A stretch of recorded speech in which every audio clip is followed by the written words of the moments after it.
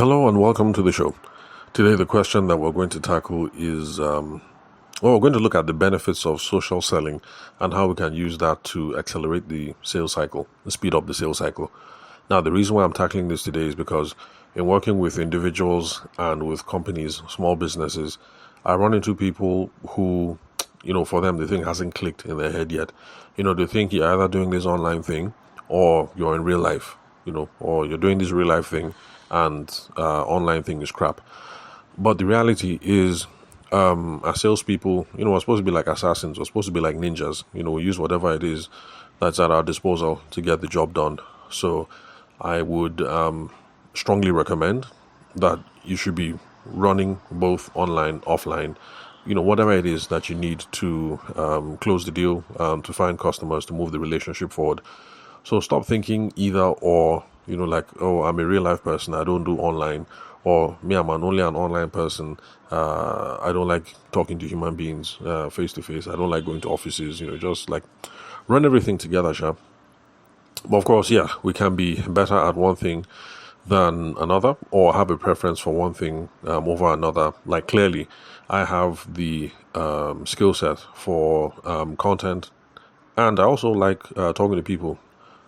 Going to people's offices, taking meetings, phone calls, those sorts of things. So yes, we can have, things that come easier to us, but we should be running everything. So, definitions, benefits of social selling, and how do we use that to speed up the sales cycle. So let's start off with this whole social selling thing.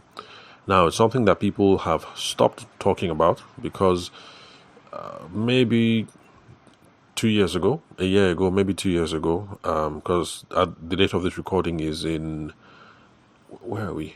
We are in September of 2024 as at the date of this recording.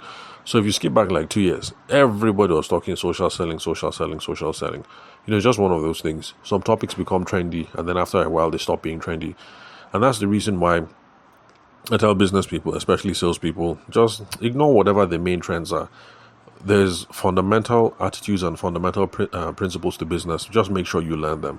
Some things will come around and be trending, and then they'll go away. So the fact that people are no more talking about social selling does not mean that social selling is not a valid thing to do, and it's not a useful thing to do to grow your business. It is, and it has always been. I mean, since, when would I say internet opened up in Nigeria? And you catch my drift. I mean, for people who are my age, anyway, you're in business now. It's something that is valid to do, and it has been for a very long time, even though people are no longer talking about it. So that's why I say ignore the trends. Just learn the fundamentals. You'll be fine, regardless of whatever the trends are. And you'll find that you can always take trendy topics and relate it to the business fundamentals that you've learned anyway. So what is social selling? Social selling is just using social media to build relationships or to engage with people, engage with potential customers, more or less. So that's what social selling is. And when we say social media, really what we're talking about is social networks. So we're talking Facebook, we're talking LinkedIn, we're talking Instagram, we're talking TikTok. Although TikTok is a really wild animal for me. So yeah, I have a bunch of videos there, maybe 100 and something, but I never really went back, never conquered it. So yes, TikTok, and let's see what else. If I've left anything out, Sha. Some people like to say WhatsApp is social media. I'm not quite convinced, but since we have access to people one-on-one, and then there's channels popping off on social media, and then there are people who watch other people's WhatsApp status and things like that. I can see how you can argue that it's social media, but for the purposes of this podcast, I'm not going to put it there. Well, and by the way, I'm looking at this thing in a uniquely Nigerian context. So yes, I am aware that in India, there's some social networks that those of us that that are popping up for you guys, but in Nigeria, we haven't heard PIM. We don't know anything about it. And the same thing with those of you guys in China. A few people listening in China, very, very few, 0 point something percent. You guys have social networks that we haven't heard anything about in this part of the world. So if you're going to use social networks, you're Facebooking, you're Instagramming, and you're using that to build relationships, you're using that to engage with people, and you're engaging not just with anyone, but people you think can be potential customers, then what you are engaged in is social selling. Now, how do you do that? Well, you do that first of all by connecting with folks. You remember the story. That's for those of you who've been listening for a while. Remember the story I told you guys about the wedding planner who scolded me seriously when she noticed that I had taken my Instagram. That was back when I was a wedding photographer, and I started deleting people left, right, and center. Now, the reason why I was deleting people is because I was tired of seeing people's crap in my timeline. I want my Instagram to be sane. But then she scolded me, and rightfully so.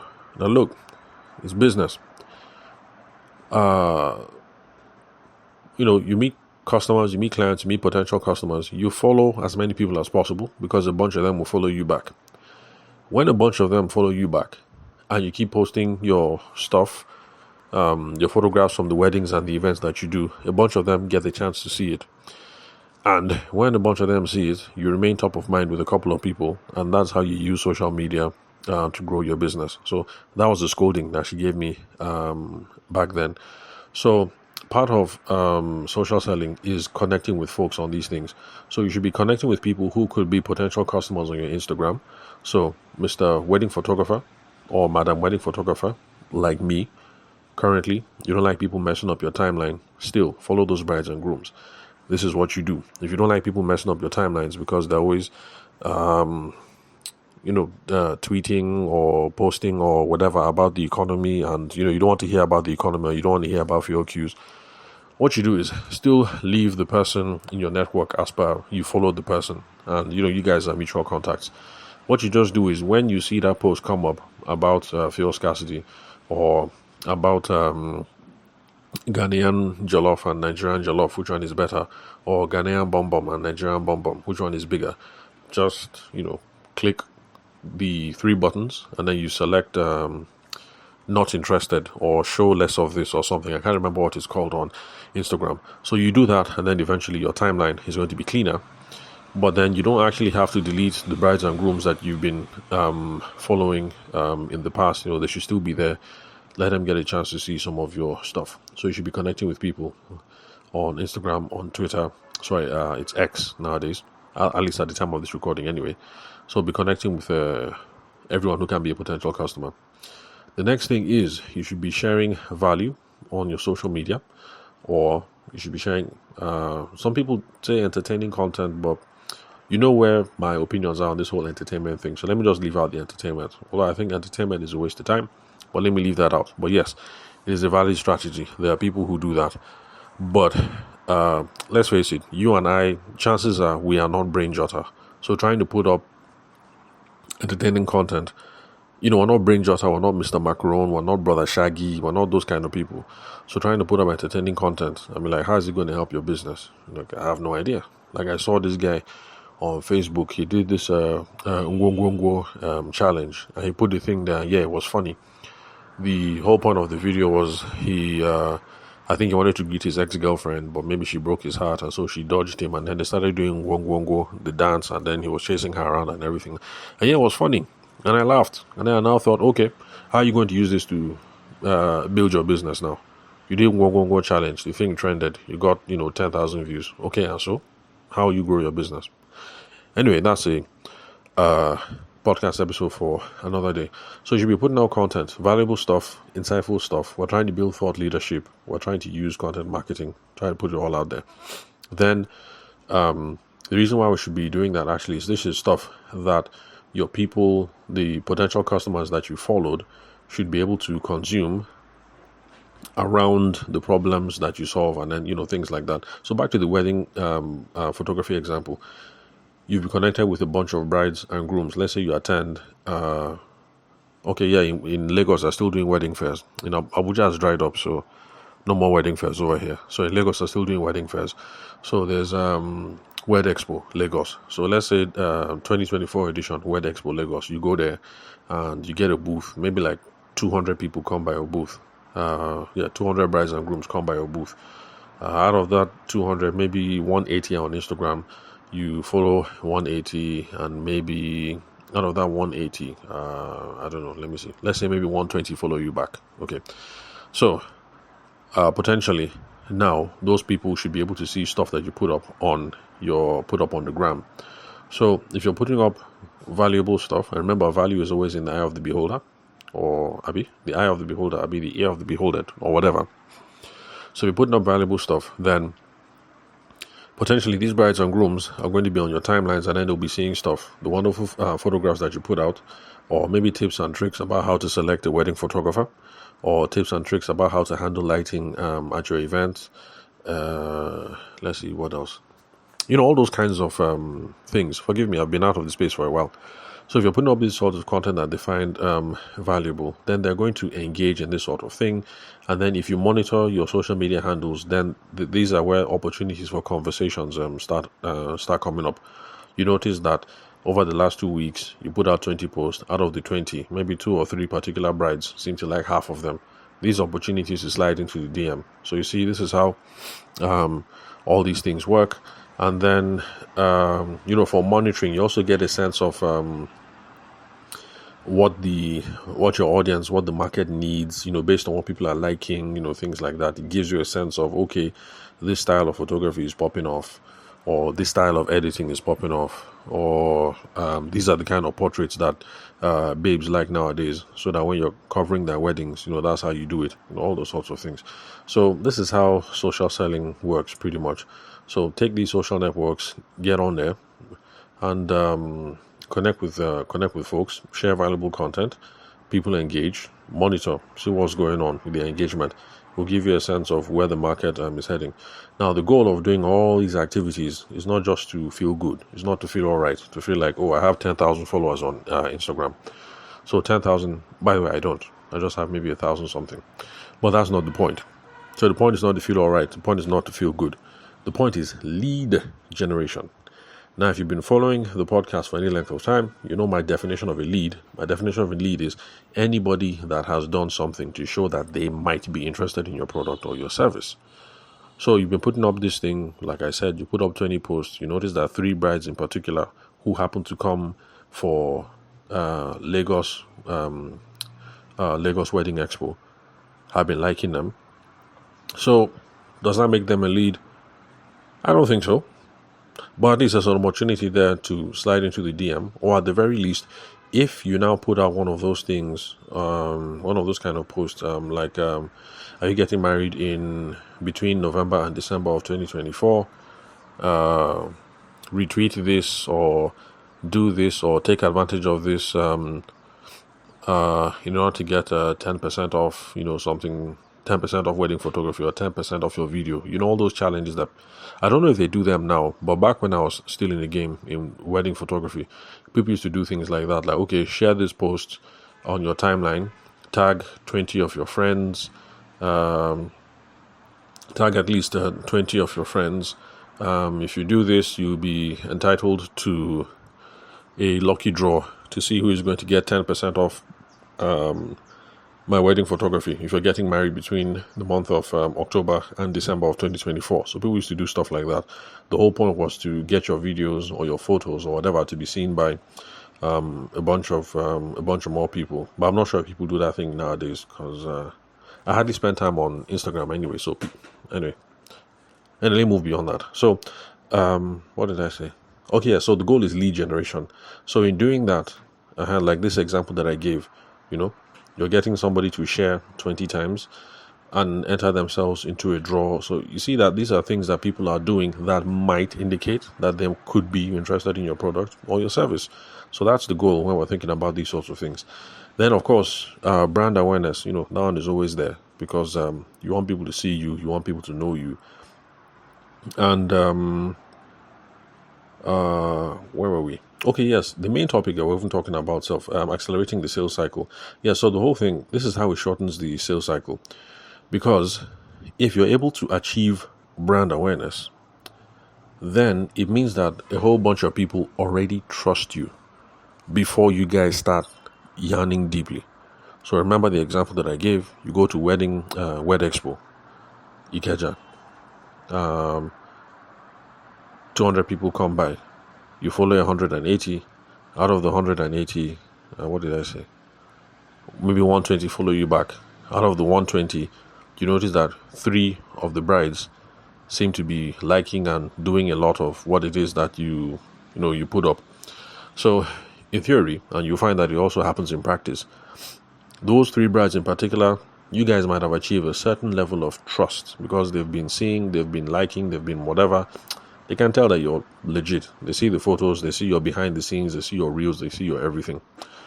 So if an element of trust has now been built up, when you start yarning with those 3 babes in particular, you now have to, trust is almost like a done deal.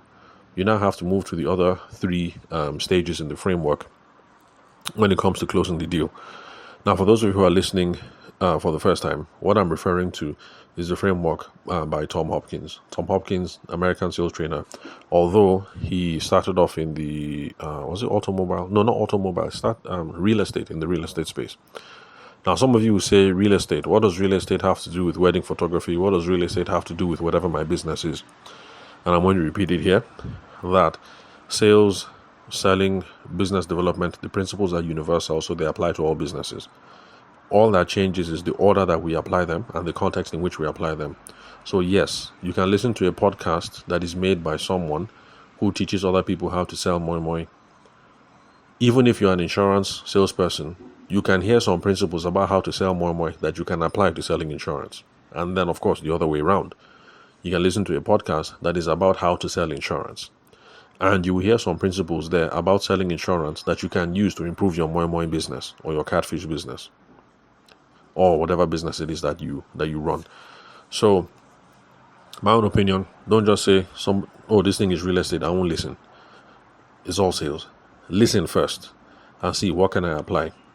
If you're listening 2, 3, 4, 5, 6 episodes and I'm like, this guy, the truancy is too much, the grammar is too much, I don't know how I'll be able to apply it. Oh yeah, then by all means, then drop the podcast and then move on. But listen first with a listening ear to see what you can apply. Then do some creativity and see how you can apply it, and then you'll be all right. You'll be fine.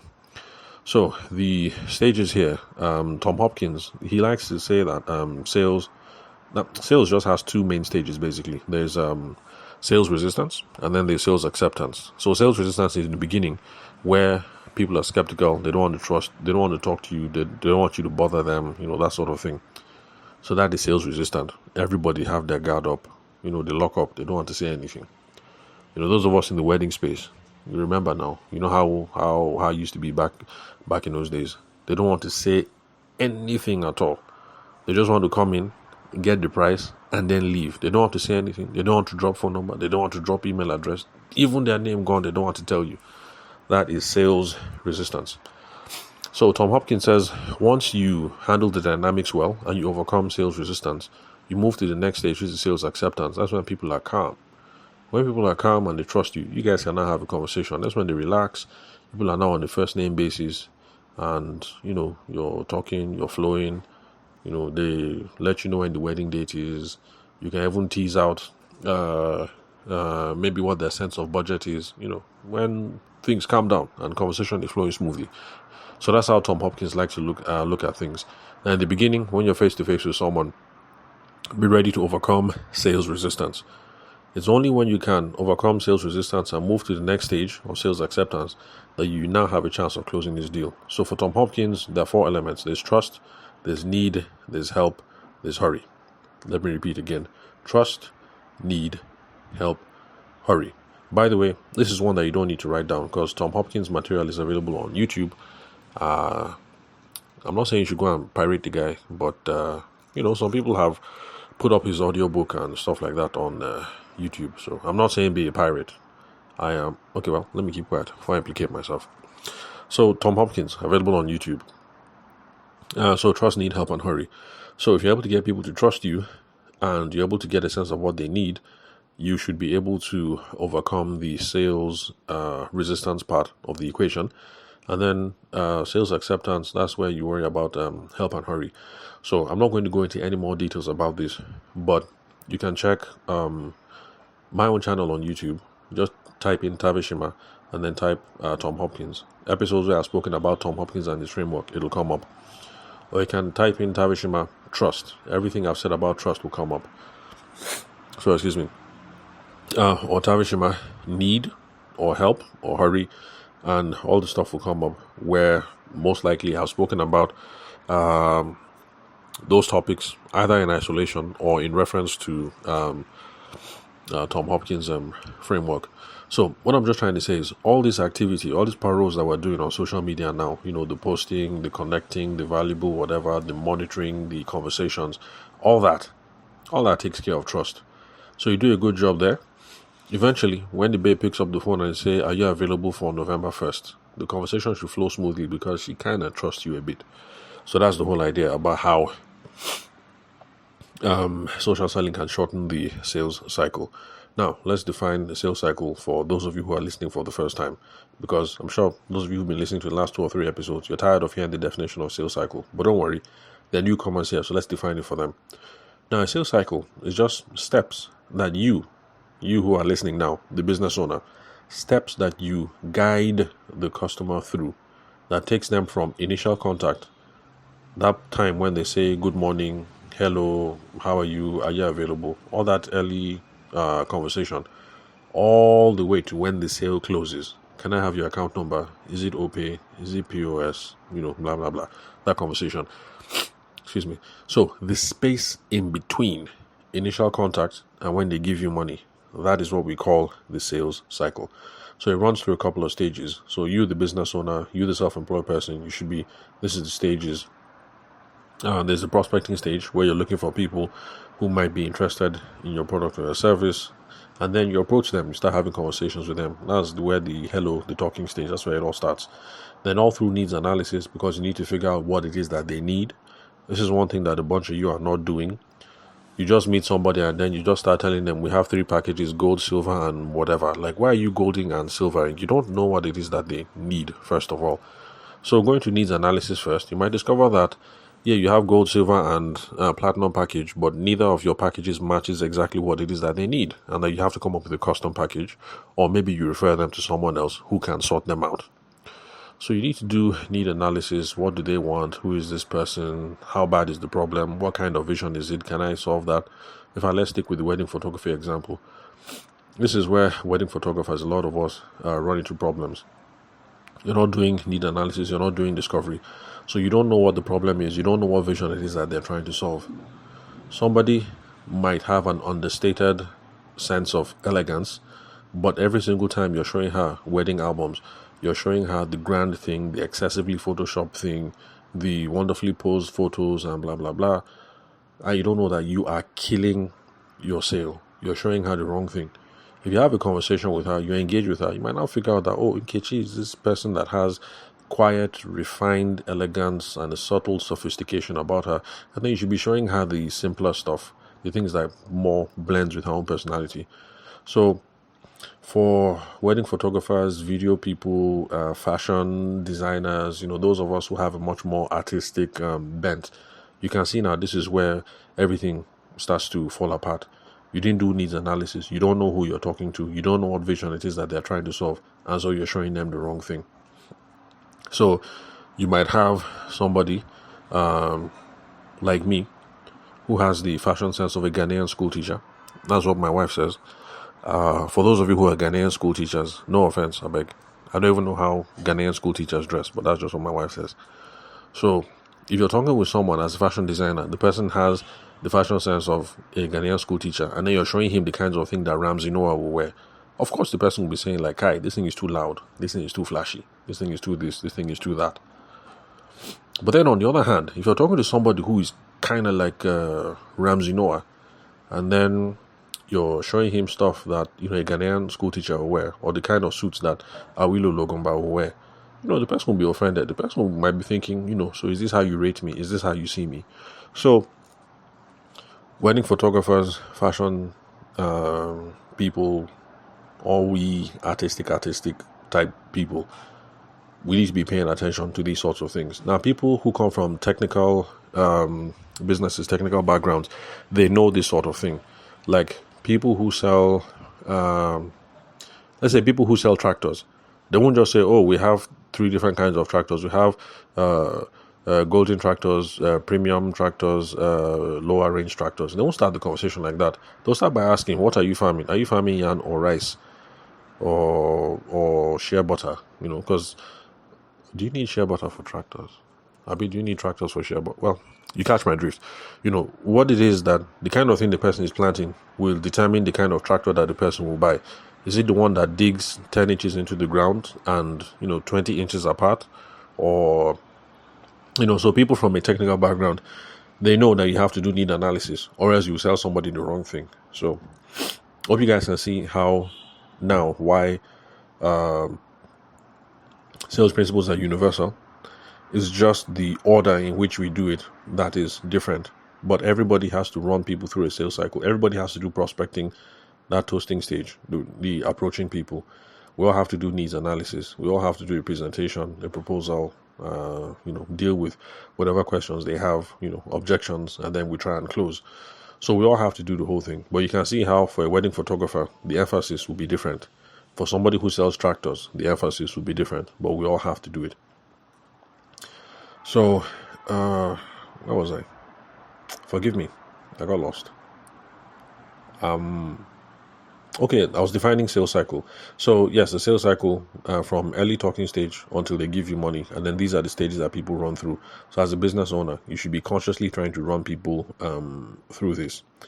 If you do well on social media, you would have cut out most of the trust part. And then if the trust is there, you can see how needs analysis is going to flow very, very well. So like I said, back to the wedding photography example. In the beginning, when they don't trust you, the bride won't say anything. She won't tell you where she's getting married, because if you're in Abuja and she says Lagos, she might be thinking that, okay, if I tell these people I'm getting married in Lagos, in their mind, they'll now start calculating airfare to add everything on top to bill me seriously. So all those sorts of things. If I give them my real name and they go and check, they will now see, if they check on social media, or if they check on LinkedIn, they'll now see that my father is local government chairman, and then they'll automatically add 500k to my wedding bill, those sorts of things. So in the beginning, everybody is cagey. They just say, just call me Neka. They'll just leave it like that. They won't tell you anything else. But after you have a certain level of trust, then she can be upfront, she can be open, and then she can start talking freely. So how is social selling going to make things move faster? Basically, if you do all this online stuff very well, do your prospecting and approaching people online, putting content online, thought leadership online, doing small conversations online, then when it gets to the offline stage, that's the stage that I like the most, where you're now on the phone. You guys are now talking one-on-one, or they have come to your office or your studio, or you have gone to their house or their office or whatever, and people are now talking. Then need analysis is going to flow very well. If need analysis flows well, you should be able to deliver a proposal that matches what it is that they're looking for. So if your proposal matches, then the chances of closing the deal go up. Please, this is not a guarantee. I know sometimes it sounds as if you follow all these things, then it's a guarantee. No, it's not a guarantee. You're not in charge of every single thing. The best you can do is to follow your process and then let the things fall where they lie. So for those of you who've been listening for a while, remember when we're talking about what's it called? Closing rates, to know whether people are doing good closing rates. I'm sure you noticed that there was no industry where I said closing rate is 100%. It doesn't happen. It doesn't work. It's not going to happen. There's no way that if you're talking to 20 people, you collect money from all 20. And like I told you, if you're talking to 20 people and you collect money from all 20, it's a sign that you are too cheap. What you do is the bomb. What you do is the best. Because of that, people say, at this price, such a good deal, let me take it while it lasts. So if you're talking to 20 and you close 20, you're being too cheap. So there's no close rate will never be 100%. So according to the different industries that we looked at, there were some industries where closing rate was 10%, where some was 20, some was 30. I don't know of any where they expect to close 50%. But what I'm just trying to say is have realistic expectations. Don't assume that because you follow this whole process, you're going to end up doing business with everybody who comes by your way. But the hope is, if right now you talk to 10 people, you end up doing business with one. The hope is if you follow this process, after a while, a few weeks, a few months, you should be able to go from doing 1 out of 10 to 2 out of 10.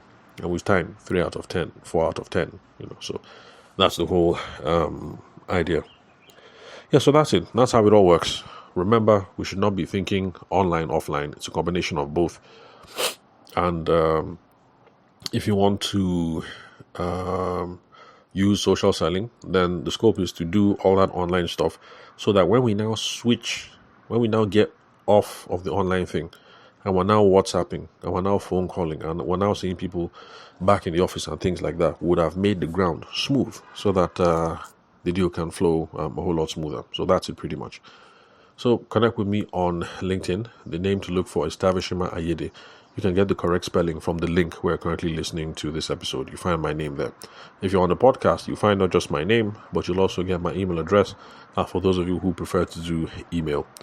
Then also connect with me on WhatsApp. The phone number is 080-6466-2140. The country code is +234 for those of you who are not Nigerian. So thank you very much for your time and attention. I'll catch you guys at the next episode.